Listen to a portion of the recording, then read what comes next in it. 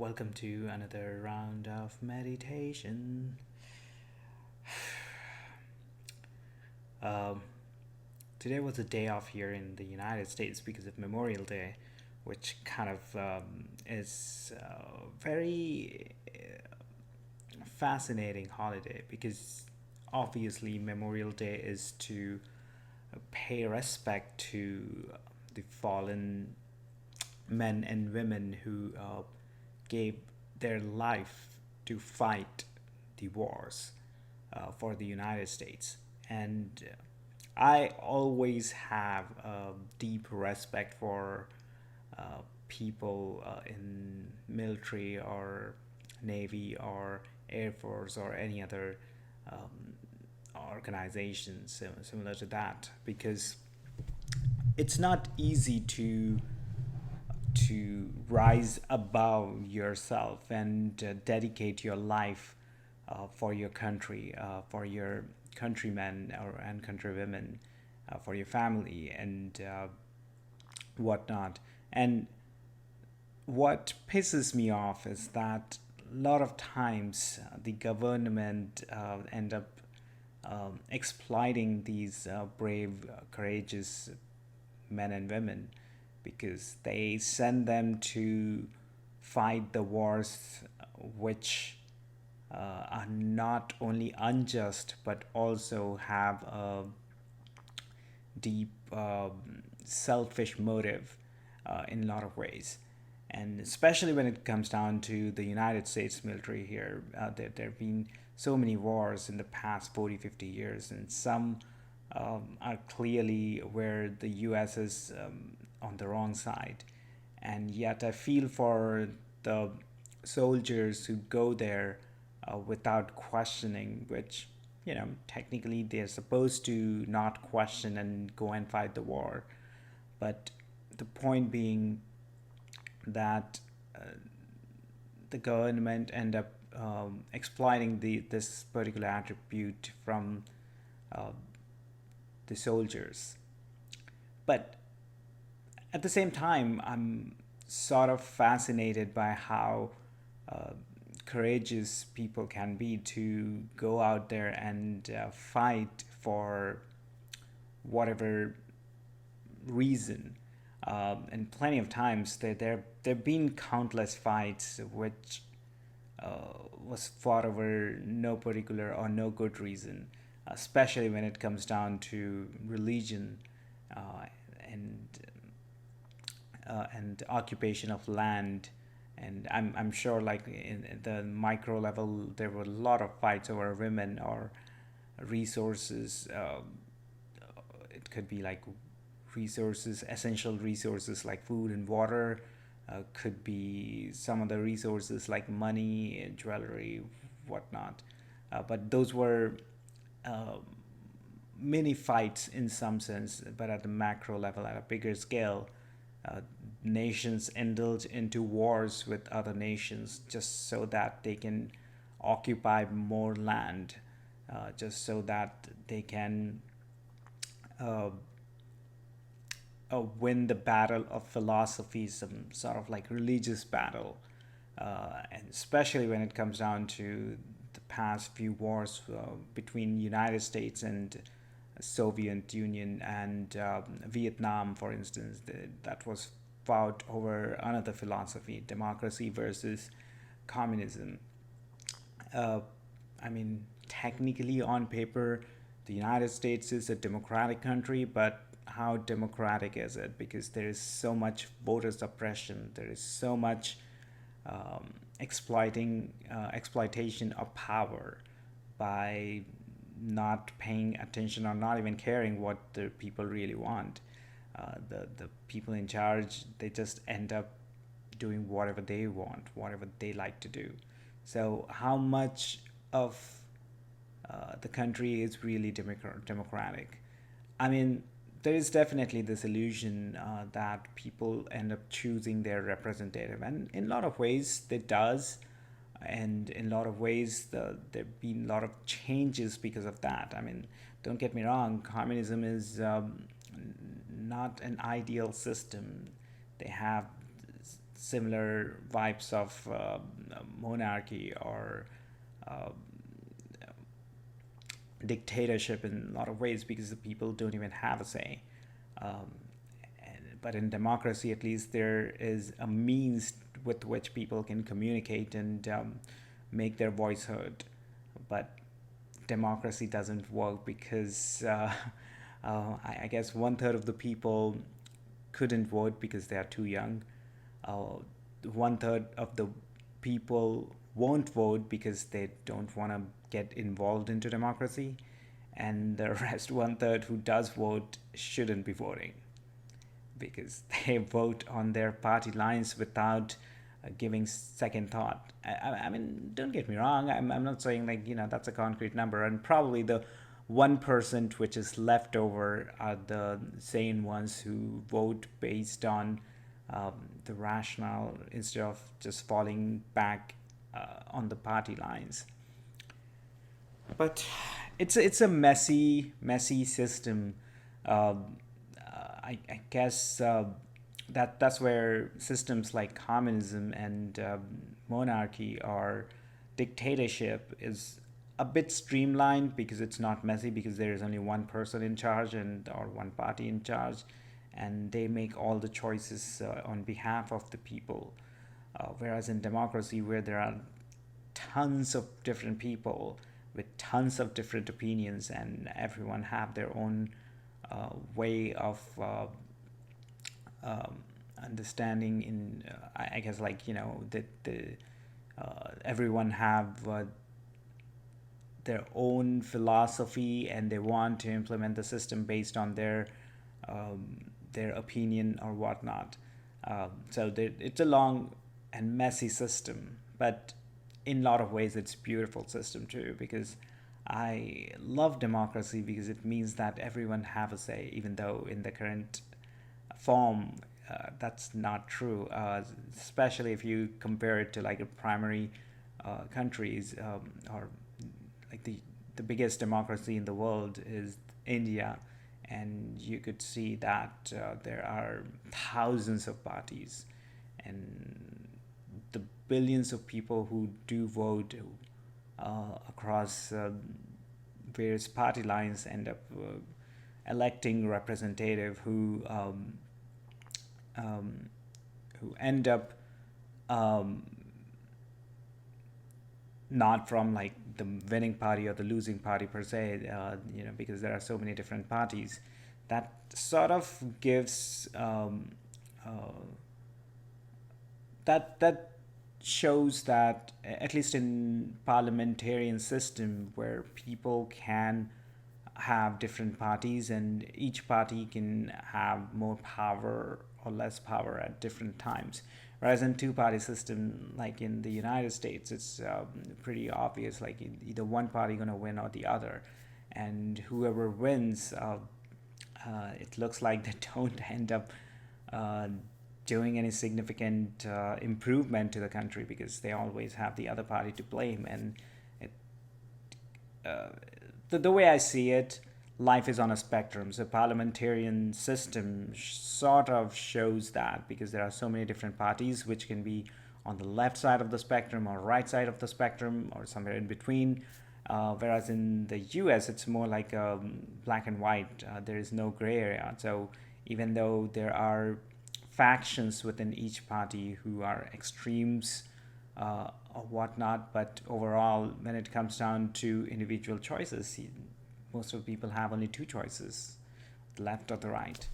And that's the um, sort of more dividing system, because then people who don't want to vote for either parties have no other option. Either they have to hold their breath and vote for the one party which aligns maybe like 1% of what they um, believe in, whereas the other party is 0%, to just give me an example. Or maybe they don't end up voting, and that's what happened a lot of time, where people just don't vote, and the people who do end up getting into power, they start exploiting the process and start sending uh, the soldiers, the the warriors to this wars which weren't signed up by the people in the first place. And in a lot of ways, I feel bad for uh, these warriors because not only they end up going to war for the sake of country, but when they do come back, they don't get the same, they don't get the respect they deserve. And that's true pretty much all over the world because it, or maybe not. I mean, I've experienced only two countries. I've lived in two countries, so I can speak for two. But at least in the United States, there is this huge uh, illusion that people have deep respect for soldiers and veterans, but uh, most of the people don't end up caring how the veterans are taken care of. A lot of veterans are suffering from PTSD, again, suffering because of the wars, unwarranted wars they ended up being in, and the government doesn't help them to overcome this PTSD. So they are sort of disposed at the mercy of the broken system. And don't get me wrong, there are celebrated, decorated war heroes too who are um, celebrated across the country, but I mean, there are fewer war heroes than soldiers, obviously. And also that lasts for a period of time, I guess. Maybe like, if the soldiers return back from war, maybe they have celebrated for a few months or years, but after that, over years, their contribution is sort of forgotten. Um, and The newer soldiers who are waging a new war are celebrated at the time, and that's why there are so many homeless veterans on the streets of the United States because they went to these wars, they sacrificed their lives, or the one who are homeless did not sacrifice their life, but maybe they sacrificed some of their body parts, um, but after sacrificing so much of their time, energy, and mental stability, when they come back with this trauma of PTSD, uh, they are not taken care of. And in a lot of ways, they are, like I said, left at the mercy of the broken system, which doesn't help them, and they end up becoming homeless. And it's a sad state of affair that also kind of make one ask themselves, like, why should I uh, sign up for a war um, just to just to become part of this broken system? But I guess I'm sure, like, a lot of military personnel, a lot of these warriors will disagree because they obviously not only sign up for these assignments, but they do so more often. Like there have been a lot of cases where the military person come back from an assignment and they sign up again to go back out there. So I guess it also make them feel part of a brotherhood or sisterhood or peoplehood. I guess because they are part of this community where um, each and every individual is courageous and they are willing to sacrifice themselves for their fellow warrior.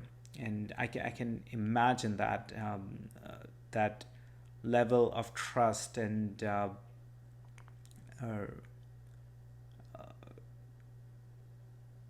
connection, I guess, which is pretty much lacking when it comes down to civilian communities. I mean, don't get me wrong, there are a lot of civilians who are acting from service, and they do so selflessly and um, with all the ways they can contribute, with their knowledge, with their resources, with their energy and whatnot. So there are civilians who does that too, uh, but I can imagine the warrior community would be entirely different. That kind of reminds me, at some point in my life, I was willing to sign up for Indian military, and it was sort of just a passing thought, I would say, because I remember immediately after my school, just before joining engineering school, I was looking at all of my options, and Indian military was one of them. And I did get the form too, but I never filled it up and never sent it off. So I don't know what was the reason.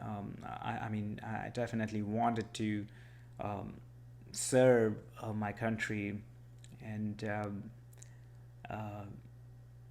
I don't know what happened, but regardless, I mean, if I go back at the time, maybe I will sign up for that, just to go through that experience, just to cultivate this mindset, this courage, which um, have gained over past few years, I guess. Um, at the same time, um, if I have to go back and tell my younger self to pick a career, I know which one I would tell him to pick. Definitely performance arts of comedy and public speaking and podcasting and meditating and making a life of self improvement, of self growth, um, because this is the simplest purpose anyone can um, sort of sign up for. And I get it, it's not for everyone, or maybe like a lot of people are battling through their own struggles in day-to-day life, that it's very difficult for them to focus on self-improvement, or maybe they have different definition of self-improvement, and that's sort of another beautiful part of the world, I guess, because there are so many different people with so many different opinions, and whatever works for individual. Um, for me personally, I like to meditate, even though there are times when I want to get up and stop meditating. And I can just recall other day when I was meditating, I was bouncing through so much energy within me, um, and also I couldn't sit well. So I eventually ended up asking uh, the, the Google Assistant over here about the time, so that I can calculate how much more time I have to sit. But just before even that, like for, just being in that hour long meditation, I guess like 30-40 minutes in there, I was so agitated, so frustrated, that I wanted to get up, and then I was like, no, I have to sit down here, I have to complete this hour long meditation no matter what, because that's what makes um, our brain, our self confidence stronger. Because when you start respecting your own um, words, your own actions, that's when it trickles down, or it sort of absorbs within your system, that you are a kind of person who keeps their word. You are a kind of person who um, speaks their mind. You're a kind of person who acts from uh,